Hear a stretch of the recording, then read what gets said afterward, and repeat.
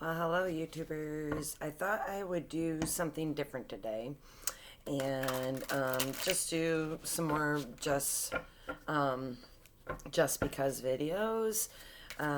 It's storming out and I don't know, just felt like doing it. These are going to be general ones, so they aren't going to be assigned to any signs, but let me do a quick disclaimer. This is for entertainment purposes only. Please take what resonates and leave the rest. If the story doesn't fit, please don't try and make it. If you like what you see, please like and subscribe. And if you want to know how to get a hold of me, it's in the description box below. That being said, Psychic Heart Tarot. I'm going to pull 3 of these, and then we're going to kind of like just break down the energy from it. So let's see what we got going on. I haven't had any jumpers on this deck, mainly because they're so big. I tend to like watch them pretty closely. There we go. So I got change your focus, solar plexus chakra. Now I might have to look that up. It's been a while since I've used this deck. And then control. Let me look up the solar plexus chakra because I'm not entirely, I don't quite remember. Like I said, it's been a real long time since I've had. Here we go. Keywords, I can. Solar plexus chakra is located above the navel area and just below the rib cage. It represents power, vitality, willpower, self-esteem, and confidence. This chakra is associated with clairsentience, inner feeling, which is a major psychic reception area. To strengthen this chakra, try this breathing exercise. Close your eyes, and as you inhale deeply through your nose, breathe in the color yellow. See it coming from a glowing, brilliant sun. Send this vital energy to your solar plexus. Exhale through your mouth all energies that don't serve you. Believe you can have the relationships you desire, and you will. This exercise can be used to energize any chakra simply by visualizing the appropriate color energy. So this is all about I can, and centered around relationships. Sorry, I had to put that up. You need to change your focus on how you're viewing like how you build relationships, and it all centers around the issue of control. And so I don't know if maybe you like have control issues in relationships, or you're drawn to people who have control issues in relationships, tend to be over controlling. But let's see, we're gonna open this up a little bit. I wish this was live. I can't do it just quite yet, but I wish this was live so I could get some feedback onto which deck you guys want me to use. But I think right now, I'm going to use the Oracle deck. Look what was on the bottom. That was not planned. I shuffled before. But anyways, we're going to clarify the change of focus. 9 of Pentacles. Right now, I feel like the Divine's asking you to start concentrating on being independent financially. Maybe independent in general, especially if you exhibit codependent behaviors, and that's why control can tend to seep into your relationships. Oh. 4 of Pentacles. Yes, hold on to your money. This is all about becoming independent financially and holding on to your money. I don't see any signs yet. There's no like major arcana. This is just something that I feel like you need to work on right now. Let's clarify the solar plexus chakra. Remember, the keywords are I can, and this is centering around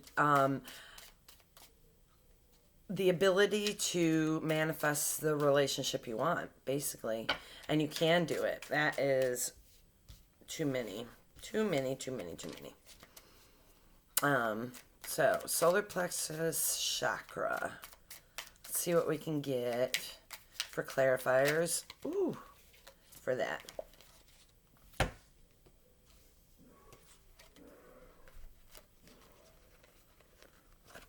You got Ace of Cups, which is a new abundant beginning. You got the Judgment card, which I think is self-explanatory. There's some judgment you're dealing with in regards to it. And the Nine of Cups. Here's what I think. The Nine of Cups, to me, a lot of people view it as like happiness. And I do for the most part. No, you know what? This one I am. Sometimes I view it as like imbibing in too much alcohol. A lot of times I view it that way. But this time I actually feel like it's love. And I feel like a new love is coming.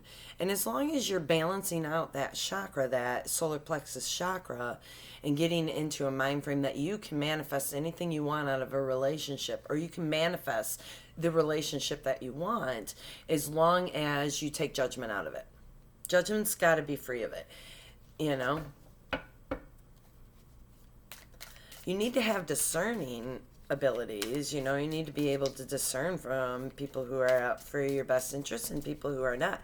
But there is a difference between worrying too much, overthinking, judging, and, you know, letting things just kind of slowly unwind by themselves with no judgment attached to it. So control.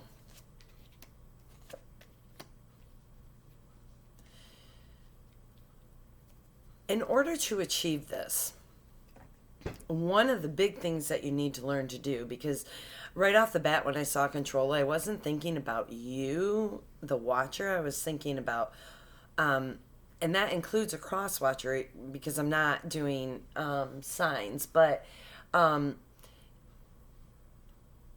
the best way to you got the Five of Swords, which is a lot of fighting, cruel words, harsh words, you know. You need to move away from that. You got the Chariot, and you need to move away from that in order to get your wish, the Star card. You know, your harsh words need to be kept under control, and that might be why the control word is there. I'm just saying. And I'm not saying it's you. It could be somebody you know. Maybe a friend's going through this and they need some advice. Maybe not. But let's break this down even more. I want to see, like, if you do this, like, follow this path, you know, and follow this thought process and do your work, you know, do your shadow work, what the outcome's going to be. Like, I want to know where it goes. I mean, don't we all? If I do this effort, what am I getting out of it? I mean, try and act like you don't, you know, but realistically speaking. It's a card of defense. Sorry, message. Let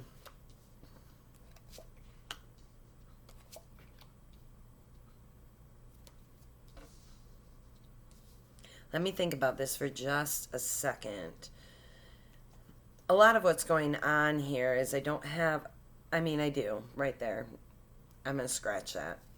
I feel like you learned a lesson with somebody who was financially chasing, like, abundance. And it's kind of turned the wheel for you. You did have to walk away from somebody that it was a very important relationship. Somebody you're nostalgic about, somebody you knew in the past, but you did have to walk away from it in order to learn this lesson, or have them walk away from you in order to learn this lesson, you know. That really stinks, you know. We hate to have to, like, move forward in the face of adversity, but rather it be just because we chose to and learned it outside of losing anything. But there was a lot of feeling left out in the cold. I think that the words that were being used made somebody feel left out in the cold. That harsh judgment, harsh words, you know, harsh truths. Because that made them turn the wheel for a new cycle. They needed to do that because they were very hurt. Very hurt.